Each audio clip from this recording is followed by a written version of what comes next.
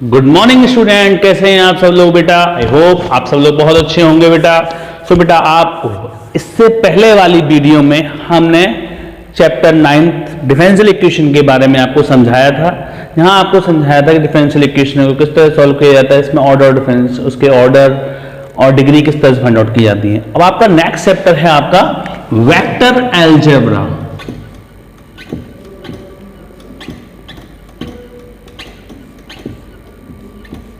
ठीक है बेटा, तो वेक्टर अलजेब्रा से आपका नाम आ रहा है आपके, तो आपके समझ में आ रहा होगा कि वेक्टर अलजेब्रा सर, वेक्टर तो हमने फिजिक्स में पढ़ा है आप सबने 11th में आप सबने वेक्टर्स पढ़ा था कि दो वेक्टर्स को किस तरह ऐड किया जाता है, what is vector, scalar quantity and vector quantity, इन सब के बारे में आपने 11th की फिजिक्स में पढ़ा था। क्लियर बेटा, तो वही है सिंपल जो आपने 11th में पढ़ा था वही आपका है। ये मार्क्स आपके 5 मार्क्स जो होते हैं बोर्ड में फ्री के हैं आपके लिए, तो इन्हीं को समझिए और इसको समझना है, सिंपल सा है। तो इसकी डेफिनेशन के बारे में कुछ और फॉर्मूले हैं जिनको हम पहले इसका इंट्रोडक्शन पार्ट समझ लेते हैं। इस लाइक आपकी पहली स्केलर क्या होती है, scalar quantity. Definition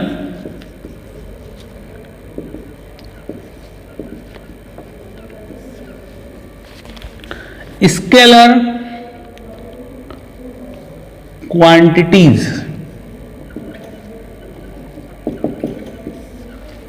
scalar quantities क्या होती है। Scalar quantities those magnets which can be completely specified by their magnitude only are called scalar quantity. यानी ऐसी क्वांटिटी जो आपको केवल मैग्नीट्यूड ही मैग्नीट्यूड डिनोट करे आपका, तो वो क्या कहलाती है, आपकी स्केलर क्वांटिटी कहलाती है। क्लियर, जस्ट लाइक एग्जांपल आपका मास, वेट, आपको पता है मास केजी और वो वाट होता है आपका। कभी भी आप देखने गए होंगे, सब्जी लेने गए या कभी मार्केट में लेने गए हैं, तो आपने वाट देखा होगा कि है ना कितने वेट का होता है, 2 किलो 3 किलो चीनी कर दीजिए। कभी ये तो नहीं कहा कि उसमें डायरेक्शन दिखा दी कि मुझे 2 किलो चीनी उस तरह से दीजिए या इस तरह से दीजिए, ऐसा तो नहीं कहते हैं कभी।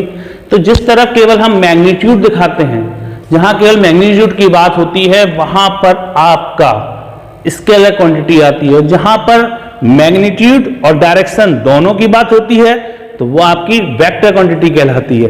क्लियर बेटा, तो आइए इनकी डेफिनेशन है, स्केलर क्वांटिटी की डेफिनेशन आप नोट करिए। Those quantities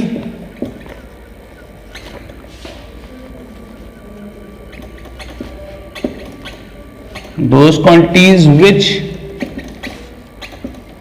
can be completely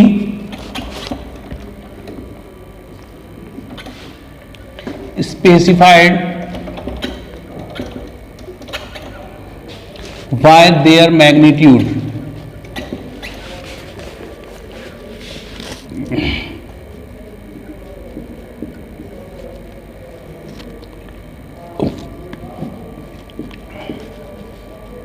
only are called scalar quantities. Example: mass, length, time, etc. Clear. दूसरी डिफाइन है आपकी vector quantity.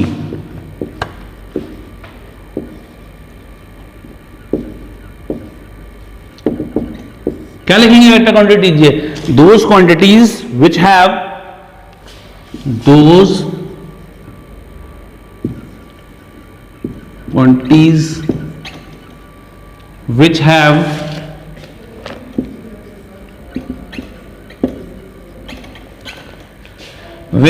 magnitude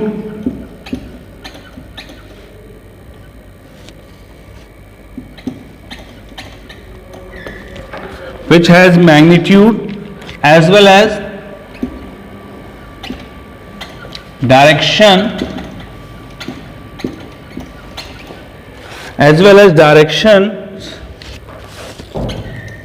and obey the vector laws of addition are called the vector quantities.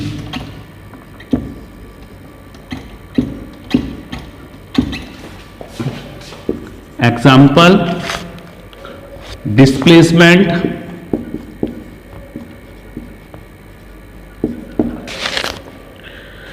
velocity,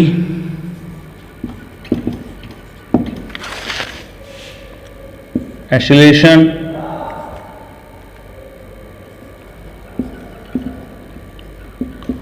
force,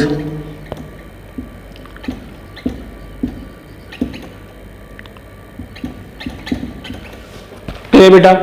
तो ये कुछ vector quantities की defined है, those quantities which have magnitude as well as direction and obey the vector law of addition, यानी ऐसी quantities जो आपके direction भी दिखाएं और मैग्नीट्यूड भी बताएं, वो आपकी क्या कहलाती हैं, आपकी वेक्टर क्वांटिटीज कहलाती हैं, और वो वेक्टर के एडिशन लॉ को फॉलो करनी चाहिए।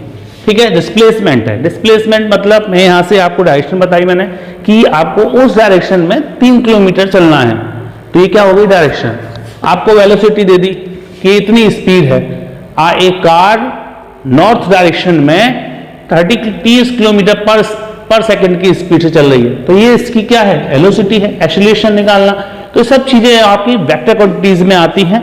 तो आपको इसकी एक्सरसाइज जब 10.1 आप करेंगे तो उसमें आपको सिंपल यही पता करना है कि स्केलर क्वांटिटीज क्या है, वेक्टर क्वांटिटीज क्या है, तो वो आपको एक्सरसाइज खुद करनी होगी। तो आप आगे देखते हैं हम इसकी। नेक्स्ट टॉपिक है तीसरा इसका, position vector of a point.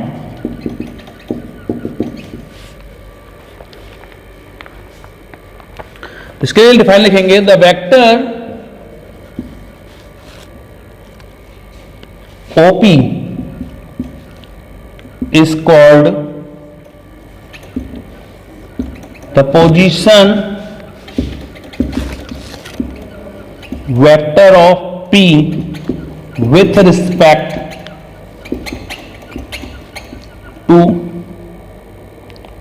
to the origin, respect to the origin O. Its modulus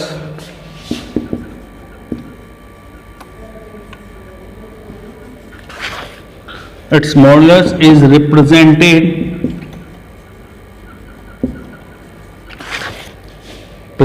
by magnitude A और सिंपली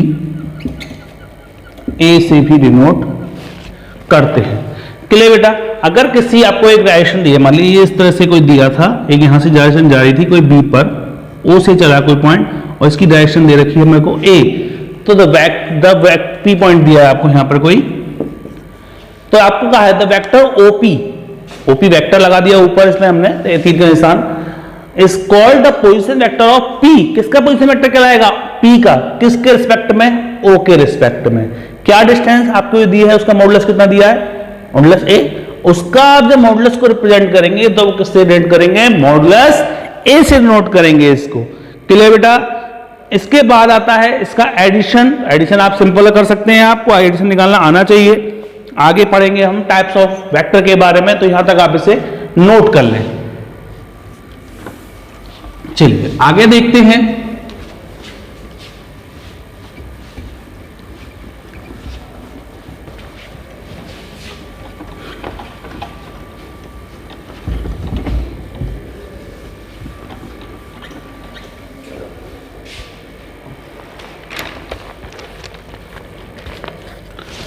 टाइप्स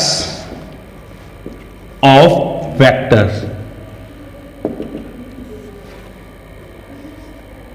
पहला है आपका यूनिट वेक्टर, मोस्ट इंपोर्टेंट है आपके लिए ये, इसके ऊपर बहुत से क्वेश्चन आते हैं। क्या डिफाइंड है इसकी, if vector A is only non zero vector then unit vector is the direction of A denoted by A cap. if vector A is any non-zero vector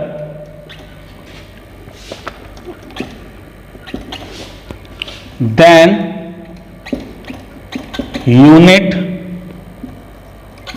vector in the direction of vector A denoted by A cap. Clear बेटा? A कोई non zero vector है A, the unit vector is direction, उसकी direction vector A दे रखा है, denoted by A cap. A cap निकालते कैसे हैं? Then A cap equal to vector A upon magnitude of A। Clear बेटा? और मैग्नीट्यूड ऑफ A ऑफ इसकी जो वैल्यू होती है इसकी, वो कितने इक्वल होती है 1 के। कभी कभी आपको यूनिट वेक्टर दे दे उसका मैग्नीट्यूड पूछा है कितना होगा, तो उसका मैग्नीट्यूड हमेशा 1 के इक्वल। अब ऐसे एक एग्जांपल लेके समझा देता हूं मैं आपको। इस लाइक एक वेक्टर दिया है मेरे को, आपको दिया मैंने 2i plus 3j plus k। सबसे पहले आपने इसका मैग्नीट्यूड निकाला। एक वेक्टर दिया है 2i plus 3j plus k, इसका मैग्नीट्यूड निकालना है। मैग्नीट्यूड क्या होता है? X square plus y square, J के कोएफिशिएंट का स्क्वायर प्लस के कोएफिशिएंट का square. 4 plus 9 plus 1 equal to root 14। तो इसका जो मैग्नीट्यूड निकलेगा वो क्या, इसका यूनिट वेक्टर निकलेगा वो क्या निकलेगा? 2i plus 3j plus k upon root में 14। तो ये जो निकला इसका यूनिट वेक्टर वो कितना निकला इसका? इस तरह से इसका यूनिट वेक्टर हम फाइंड आउट करते हैं। सेकंड है आपका टॉपिक नल वेक्टर।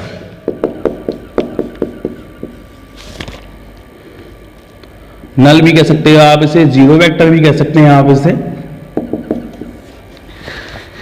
नाम से पता चल रहा है इसमें कुछ नहीं हो, null vector. A vector whose magnitude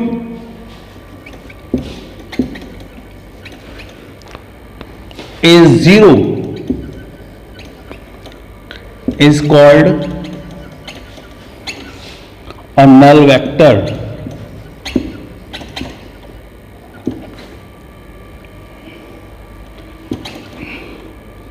It is denoted, represented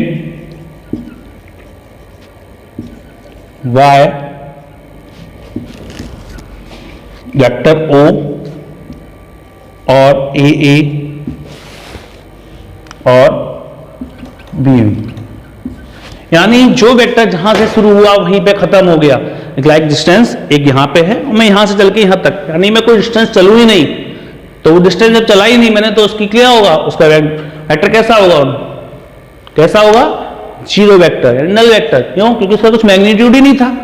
जब उसमें कुछ मैग्नीट्यूड ही नहीं निकला तो उसका वेक्टर कैसा कहलाएगा? आपका नल वेक्टर कहलाएगा। क्लियर बेटा? थर्ड है आपका equal vector.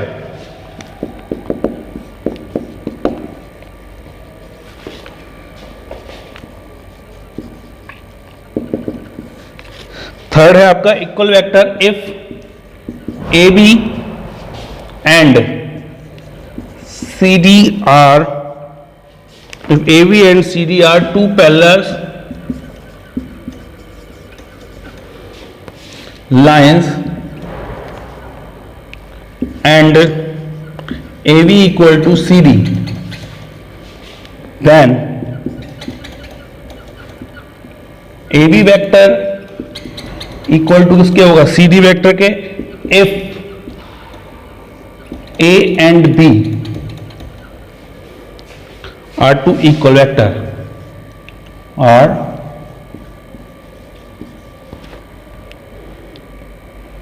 two equal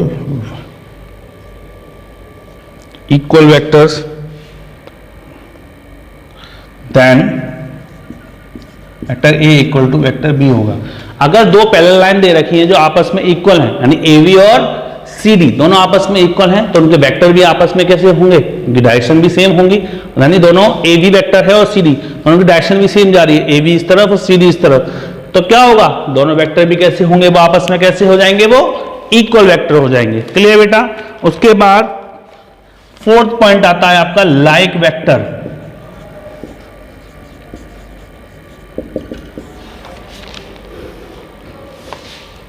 if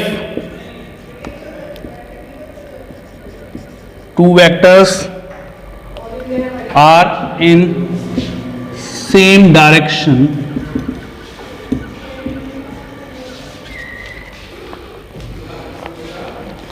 they are called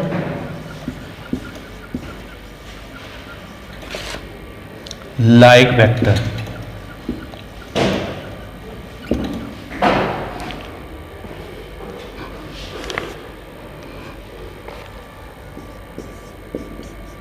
इसके बाद नेक्स्ट टॉपिक है आपका negative vector.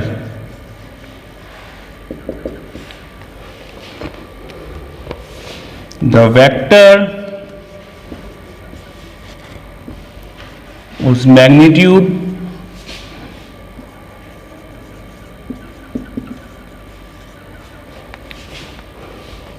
is equal to the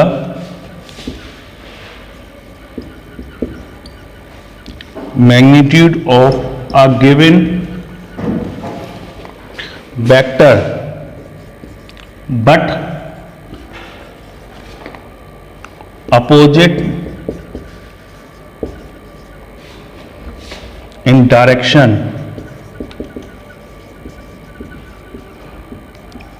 is called the negative of that given vector.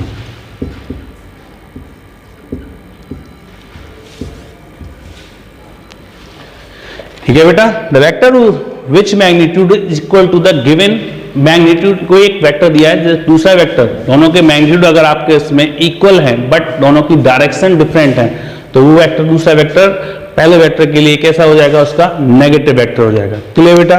यहां तक आप इसे नोट करें.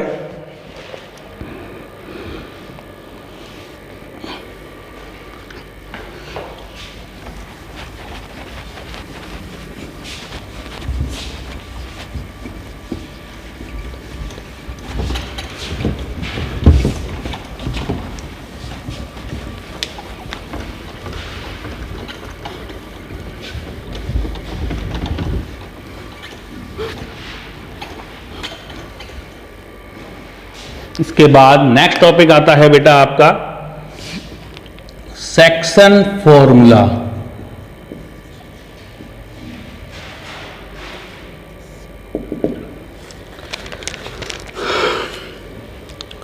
The position vector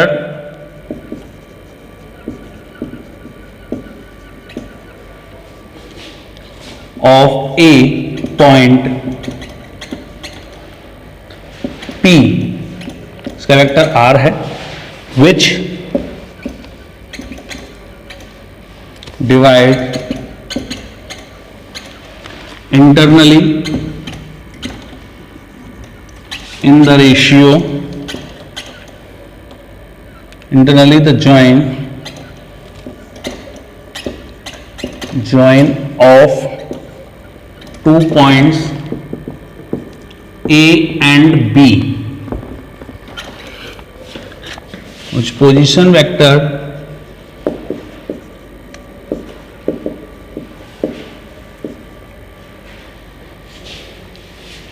are vector A and vector B in the ratio m/n is given by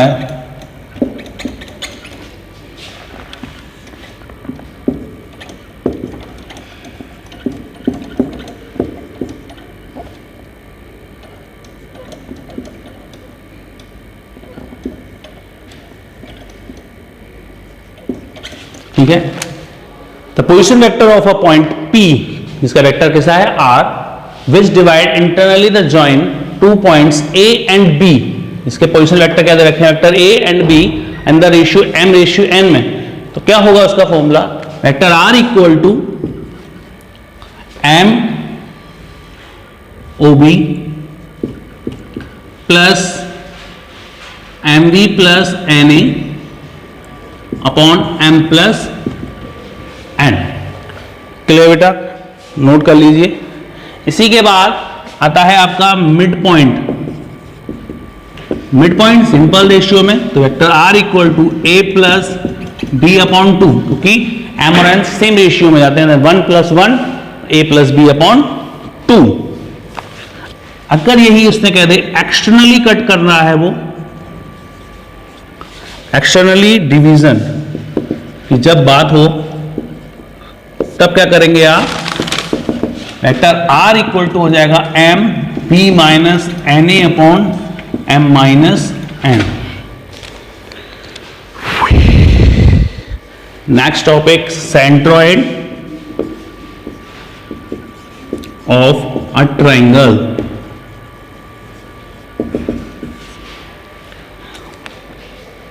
Let actor A, B and C are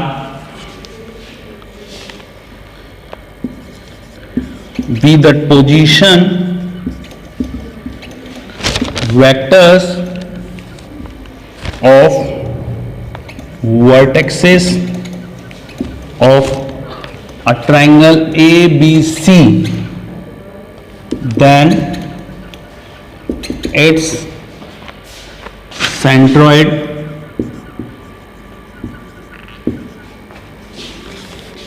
vector OC equal to क्या होगा, vector A plus B plus C upon 3। यानी कोई triangle है जिसकी vertex के कोई से vector दे रखे हैं A, B एंड C, तो उसका सेंट्रॉइड निकालना है तो क्या निकालेंगे, vector A plus vector B plus vector C upon 3। Note करिए बेटा इसे यहां तक।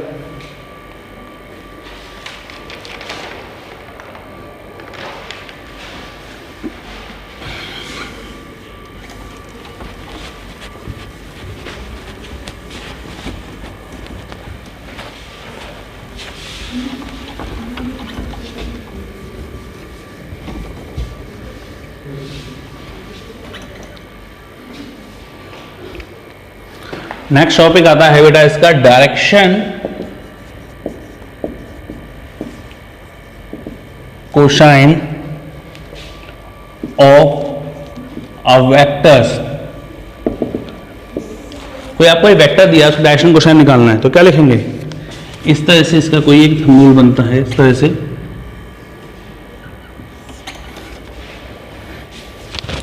x z y।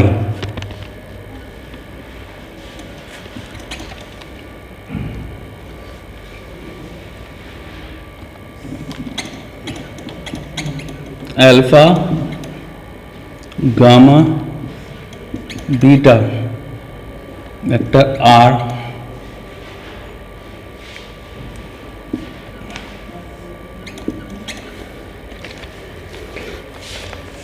if OP makes angle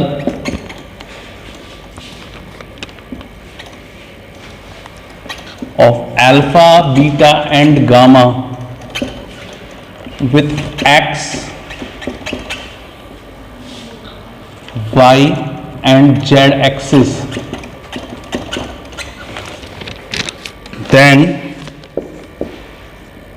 cos alpha, cos beta and cos gamma are called the direction cosine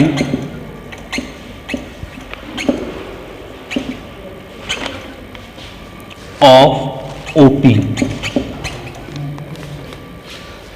These direction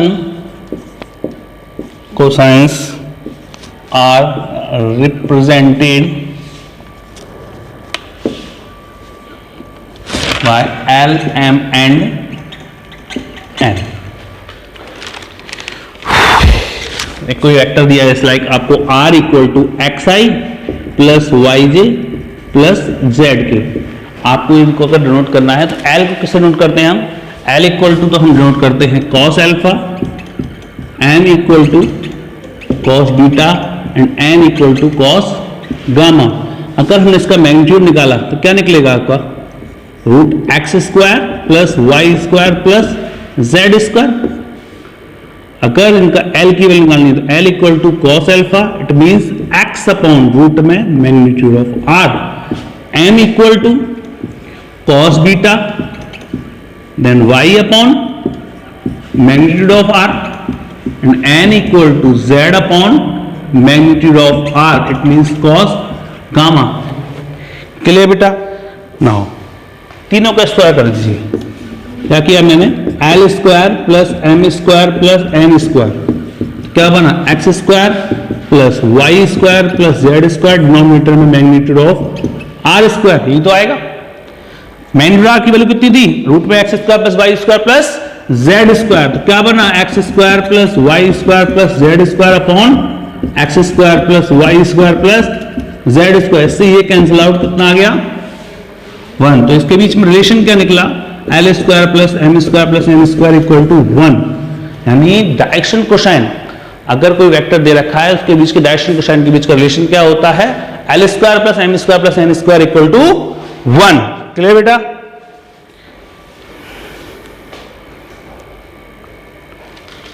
note कर लीजिए बेटा से यहां तक। तो इस वीडियो में आपको हमने समझाया बेटा कि किस तरह से वेक्टर्स के बारे में, कि वेक्टर की डिफाइंस और उसके डायरेक्शन कोसाइन किस तरह से फाइंड आउट करते हैं। तो क्लियर बेटा? आगे की नेक्स्ट वीडियो में एक्सरसाइज के बारे में 10.2 के बारे में स्टडी करेंगे। Thank you so much.